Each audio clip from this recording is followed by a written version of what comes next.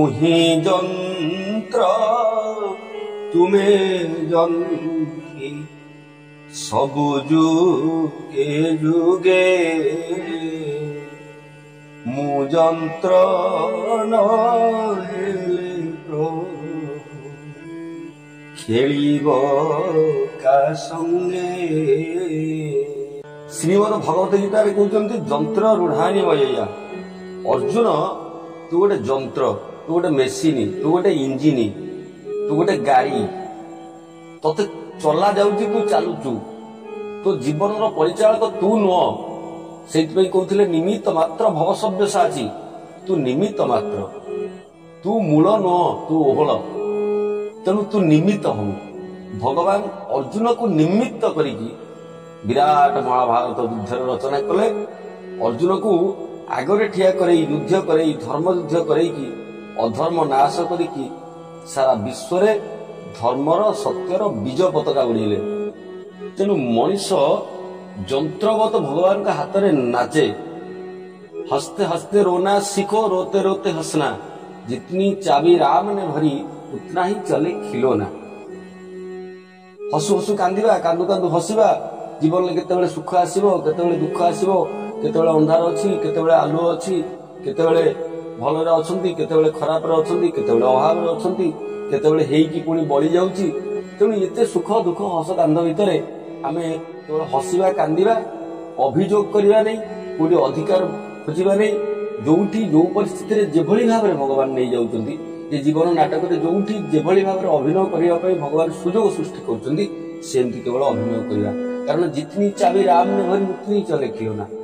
ଆମେ ଆମ ଇଚ୍ଛାରେ ଏଠୁ ସେଠିକି ଯାଉନାହାନ୍ତି। ଆମେ ଆମ ଇଚ୍ଛାରେ ଆମ ଆୟୁଷ ଆଣିନାହାନ୍ତି।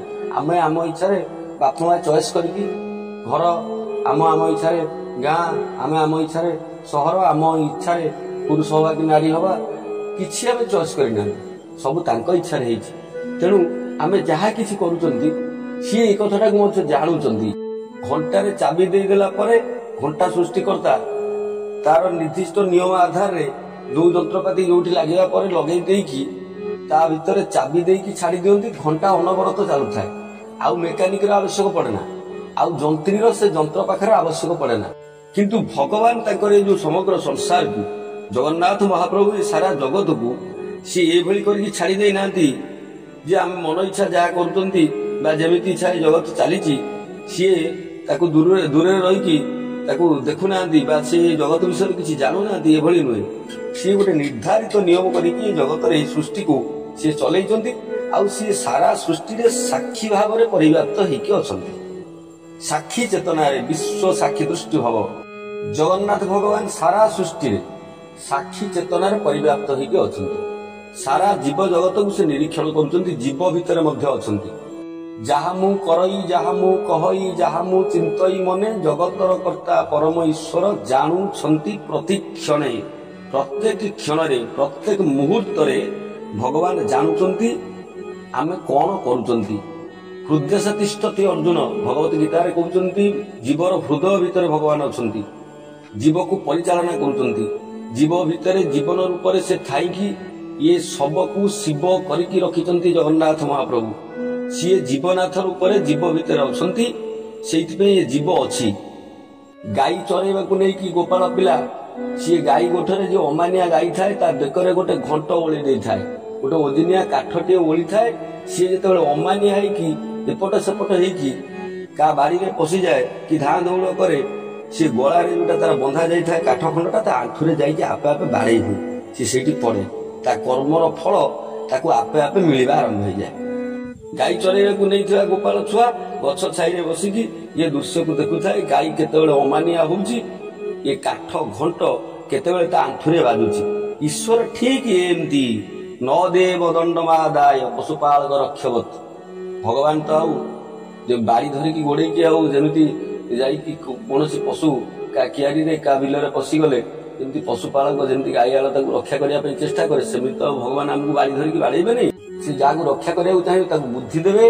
ଯାହାକୁ ସେ ମାରିଦେବା ପାଇଁ ଚାହିଁବେ ତାର ବୁଦ୍ଧିକି ସେ ଭ୍ରଷ୍ଟ କରିଦେବେ। ତେଣୁ ଭଗବାନ ସେମିତି ଯୋଉ ଘଣ୍ଟ ଦେଇଛନ୍ତି, ଯେମିତି ଅମାନିଆ ଗାଈ ପାଇଁ ଗାଈଆଳ କାଠ ଘଣ୍ଟର ବ୍ୟବସ୍ଥା କରିଥାଏ, ସେମିତି ଜଗନ୍ନାଥ ମହାପ୍ରଭୁ ଏ ଜଗତରେ ଯୋଉ ଜୀବ ସୃଷ୍ଟି କରିଛନ୍ତି ତା ପାଇଁ ବ୍ୟବସ୍ଥା କରିଛନ୍ତି। ସିଏ ଯୋଉ କର୍ମ କରିବ ତାର ଫଳ ସିଏ ସାଙ୍ଗେ ସାଙ୍ଗେ ସେ ପାଇବ। ଏଇ ଘଣ୍ଟ ହଉଛି କର୍ମ ଫଳ। ଜଗନ୍ନାଥ ଜୀବ ବେକରେ ଏଇ ଘଣ୍ଟ ବାନ୍ଧିଛନ୍ତି। ଯିଏ ଅମାନିଆ ହବ ତା ଆଣ୍ଠୁରେ ଏଇ ଘଣ୍ଟ ବାଜିବ, ତା ଗୋଡରେ ଏଇ ଘଣ୍ଟ ବାଜିବ, ସିଏ କଷ୍ଟ ପାଇବ, ସିଏ ଯନ୍ତ୍ରଣା ପାଇବ। ଯିଏ ଅନ୍ୟାୟ କରିବ, ଅନୀତି କରିବ, ଭୁଲ କରିବ, ପାପ କରିବ, ସିଏ ସେ କର୍ମର ଫଳ ଭୋଗ କରିବ।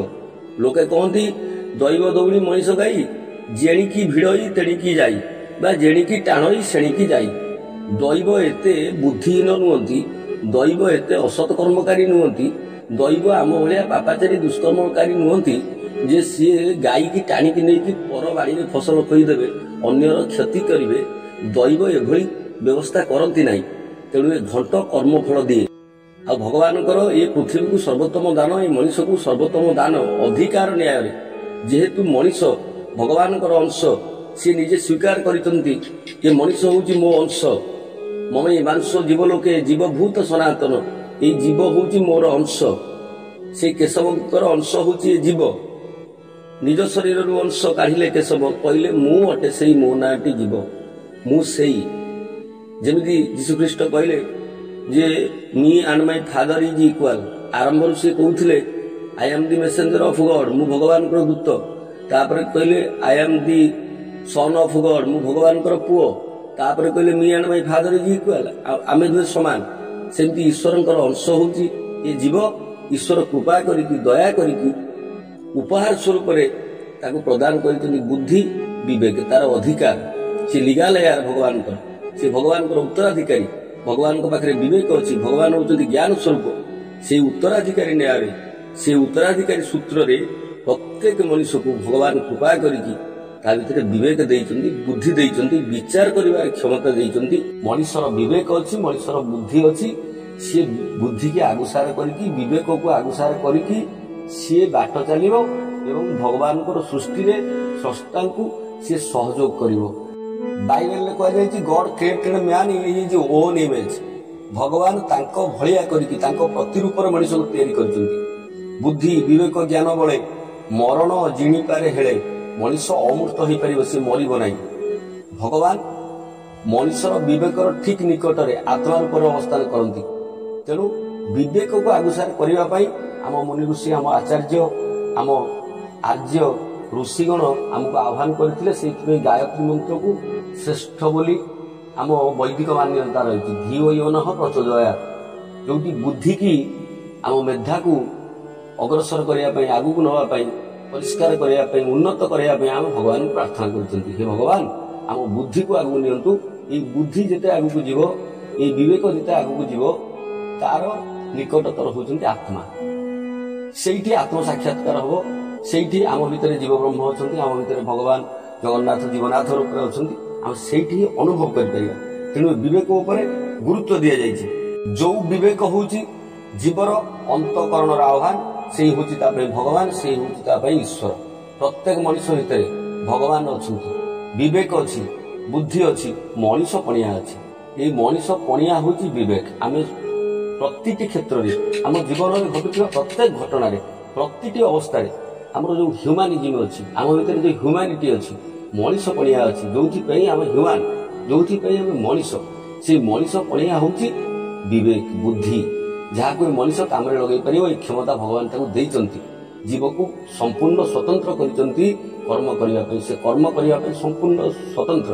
ସେ ନିଜର ବୁଦ୍ଧି, ନିଜର ବିବେକକୁ ପଚାରିକି, ବୁଝିକି, ତାର ଆଦେଶରେ ବିଚାର କରିକି ସେ କର୍ମ କରିବ। ଜଗନ୍ନାଥ ମହାପ୍ରଭୁ କାହାର ଜନ୍ମ ଜନ୍ମାନ୍ତରର ପାପ ଦେଖିକି, କାହାର ଜନ୍ମ ଜନ୍ମାନ୍ତରର କର୍ମଫଳକୁ ଦେଖିକି, ଏଇ ମଣିଷ ଜନ୍ମରେ କାହାକୁ ଦିବ୍ୟାଙ୍ଗ କରିକି ଜନ୍ମ କରିଛନ୍ତି। କାହାର ଆଖି ନାହିଁ, କାହାର ମୁଣ୍ଡ ଖରାପ ହେଇଯାଇଛି, କି ପାଗଳ ହେଇଯାଇଛି, କାହାର ମନ ମସ୍ତିଷ୍କ ଠିକ ନାହିଁ, ଇଏ ଭିନ୍ନ କଥା।